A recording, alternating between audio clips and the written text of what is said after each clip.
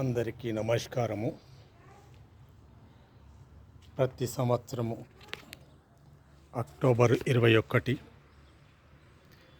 రోజున మానవ ప్రాణాలను కాపాడుతూ ప్రజలకు రక్షణ నిలుస్తూ సమాజమే సర్వస్వం అనుకొని ఎండనక వాననక రాత్రనక పగలనక ఏ రోజైనా ఏ పూటైనా ఎప్పుడు పిలిస్తే అప్పుడు ప్రజల కోసం అధికారుల యొక్క ఆదేశాలను తూచా తప్పకుండా విధి నిర్వహిస్తున్న పోలీసు సోదరీమణులకు, కానిస్టేబుల్ నుండి ఐజీ వరకు ప్రజలే ప్రత్యక్ష దైవంగా, వాళ్ళ సేవే సర్వేశ్వరుని సేవగా, తన వృత్తి ధర్మం కోసం ఎంతటి కష్టమైన ఇబ్బందులు లేకుండా మనసు పెట్టి పనిచేస్తూ అవసరానికన్నా ఎక్కువ సమయం కేటాయిస్తూ వాళ్లకు వాళ్ళు చదించుకొని దుష్టులు ఉగ్రవాదుల చేతుల్లో ఆహుతైన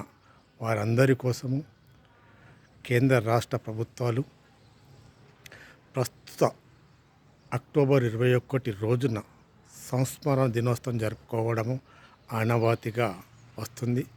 పోలీసు వాళ్ళే కాదు, పోలీసుల నుండి సేవలు పొందుతున్న ప్రతి పౌరులు, ఏ రాష్ట్రమైనా ఏ జాతి అయినా భారతీయులందరూ కూడా తప్పకుండా ఈ సంస్మరణ దినోత్సవాన్ని సందర్భించుకొని వాళ్లకు శ్రద్ధాంజలి ఘటించవలసిన అవసరం ఉంది.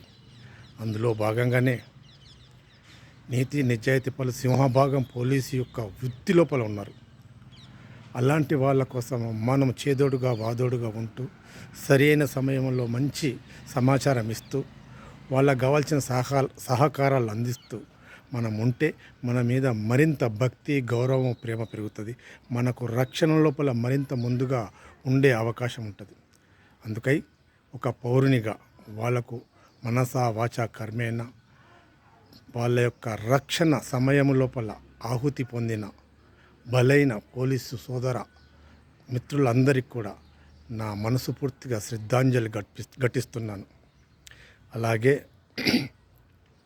ప్రస్తుత సమయంలో రకరకాల ఉద్యోగం చేస్తున్నప్పటికి కూడా ఎవరికి లేనంత గౌరవము పోలీసు సోదరులకు ఇవ్వడం జరుగుతుంది. అవసరమైతే క్రమశిక్షణలో చర్యలో భాగంగా దండించే అవకాశం కూడా రాజ్యాంగం వాళ్ళకు కొంచెం వరకు ఇచ్చింది. రాష్ట్రపతి కావచ్చు, సుప్రీంకోర్టు న్యాయమూర్తి కావచ్చు, హైకోర్టు న్యాయమూర్తి కావచ్చు, ఏ ఉన్నత రాజకీయ పలుకుబడి ఉన్న నాయకులు కావచ్చు, ఎవరు కూడా పౌరులను తప్పు చేస్తే దండించరు, చట్ట ప్రకారం పోతారు. కానీ వీళ్ళు అవసరం మేరకు చిన్నపాటి మందలింపులు కానీ దండించే అవకాశము ఇస్తుంటారు. అలాంటి వాళ్ళు ఒక మంచి క్రమశిక్షణ గల, ఒక బాధ్యత గల అధికారిగా మనం అందరికీ వారికి గౌరవం ఇవ్వాలి, సహకరించాలి, తప్పు జరగకుండా జాగ్రత్త పడాలి. ఎక్కడైతే ఒక చెడు జరుగుతున్నదో ఆ ఇన్ఫర్మేషన్ లోపల మనం కూడా పోలీస్ వాళ్ళకు అందియాలి, దాంట్లో నిలబడాలి. ఒక యాక్సిడెంట్ అయితే ఫస్ట్ ఇన్ఫర్మేషన్ పోలీస్ వాళ్ళకు కావచ్చు, ఆసుపత్రి యాజమాన్యం కావచ్చు, మనం అందియాలి. అటువంటప్పుడు నాకేంది అని మనం కూర్చుంటే వాళ్ళకు శ్రమ పెరిగే అవకాశం ఉంటుంది. అందుకోసమే వాళ్ళని గౌరవిస్తాం, పనిచేసేటప్పుడు గౌరవిస్తాము, మన కోసం త్యాగమైన వాళ్ళను స్మరిస్తాం, పూజిస్తాం, ఆరాధిస్తాం. అది మన ధర్మం. అలాగే పోలీసు మిత్రులందరికీ కూడా నేను ఒక విజ్ఞప్తి చేస్తున్నాను. మీలో సింహభాగము 100కి 95% నీతివంతులు, నిజాయితీ పరులు ఉన్నారు. అలాంటి నిజాయితీ పరుల లోపల మీకు మచ్చ తెచ్చే విధంగా ఎవరన్నా పోలీసు కానిస్టేబుల్, హోంగార్డు, అధికారులు కూడా కావచ్చు తప్పు చేస్తే ముందుగా మీరే శిక్షించండి, మీరే దాన్ని అరికట్టండి. అలాంటి వాళ్లకు మీ యొక్క వ్యవస్థకు, మన పోలీసు యంత్రాంగానికి కూడా మచ్చ ఏర్పడుతుంది కావచ్చు.